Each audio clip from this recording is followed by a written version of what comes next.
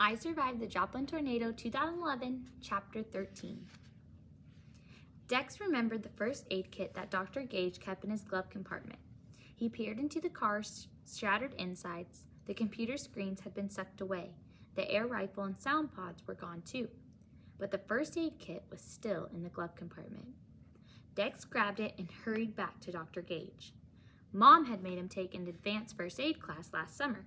He'd hated every minute, but now the training came back to him. He unzipped the case, taking a deep breath to calm his hammering heart. He followed the steps he'd been taught. Put on disposable gloves. Use scissors to carefully cut away the muddy fabric that stuck to Dr. Gage's wounded leg. He didn't drop the scissors when he saw the gaping gash above Dr. Gage's knee. He didn't vomit at the sight of the blood or at the sickening gleam of white bone through the open wound. He thought of Jeremy, imagining that he was right behind him, calmly walking him through the steps. He ripped open a package of gauze and pressed down as hard as he could. Blood soaked through, so he took more gauze and pressed harder. He kept pressing to try to stop the bleeding. The minutes crawled by. Dex gripped Dr. Gage's hand tight. No, he wouldn't let Dr. Gage go. He would hold on to him for dear life, the way Dr. Gage had held on to Dex when the tornado tried to suck him away. The bleeding slowed and then stopped. Dr. Gage's skin didn't look as gray. His breathing seemed a little steadier. Dex was putting on a fresh bandage and wrapping it in adhesive tape when he heard the sound of a truck and slamming doors, and then voices. A man and woman came running toward him. Relief poured over Dex as he realized it was Jimmy and Sarah. "We found you," Sarah shouted. She and Jimmy started to cry when they saw Dr. Gage lying there, surrounded by bloody gauze.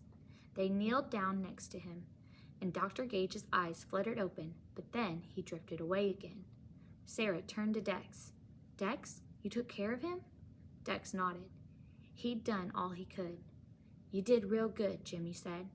Dex barely managed a nod as he fought back his tears. Within minutes, they had found a door in the wreckage to use as a stretcher. Dex helped them carefully move Dr. Gage onto the door, and they carried him to the pickup truck. "I'll ride in the back with Norm," Sarah said. "Dex, you get up front with Jimmy." Dex shook his head. "I'm not going with you," he said. He hated to leave Dr. Gage, but Jimmy and Sarah would take good care of him. "I need to find my mom and dad. I need to get home." The word home caught in his throat. He didn't live far from here, he said. His neighborhood was no more than half a mile away. "It's very bad out there, Dex," Jimmy said quietly. "This is the worst tornado I've ever seen. It's just miles and miles of destruction. Parts of Joplin are completely gone." "Come with us to the hospital," Sarah said. "We'll help you find your parents after we take care of Norm."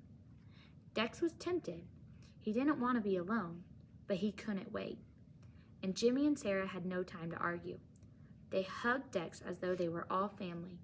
Dex watched them drive off. And now it was time for Dex to head into the ruins to discover what was left.